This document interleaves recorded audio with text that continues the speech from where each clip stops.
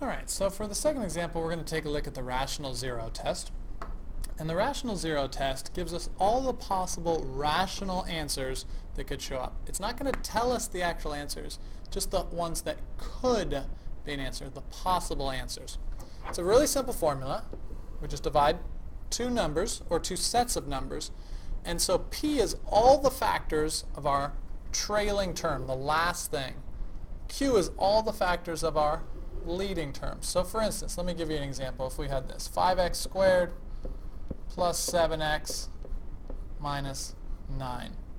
Alright, so the top, the numerator, is all the factors of our trailing term.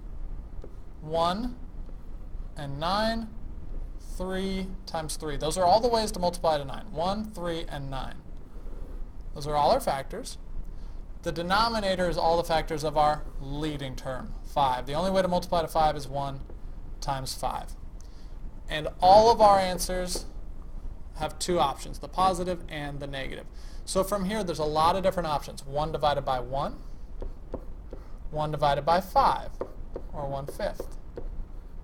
Then we go to the second option, 3 divided by 1, which is just 3.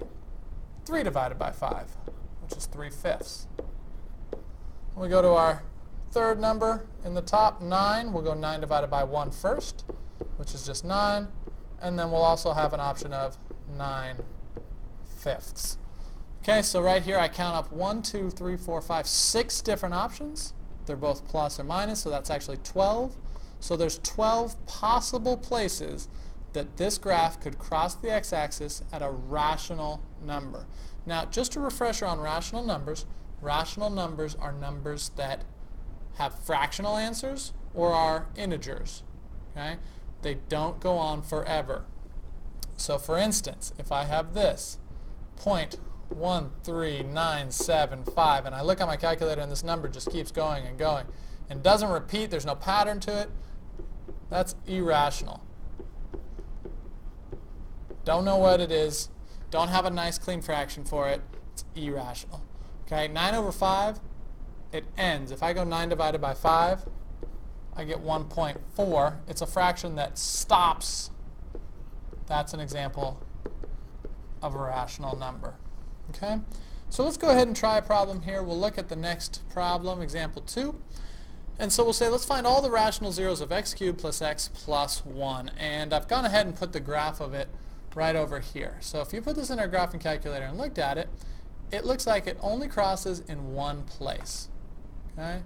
So there should be 3 zeros here, but we're only seeing 1 right here where it's crossing.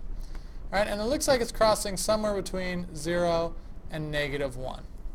All right, so maybe there's some imaginary zeros, maybe there's some irrational zeros, but we just want to find the rational zeros. All right, so let's go ahead and look at all our possible rational zeros.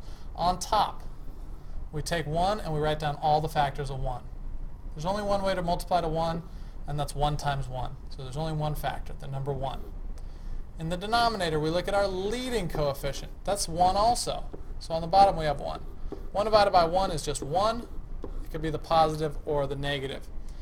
All right, right away, looking at this graph, are we going to have any rational zeros?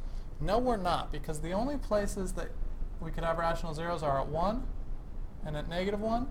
That graph is not crossing at either of those. So although we have some zeros, we have 0, we have no rational zeros. Because the only rational zeros we could have would be positive or -1, and we don't cross at either of those places.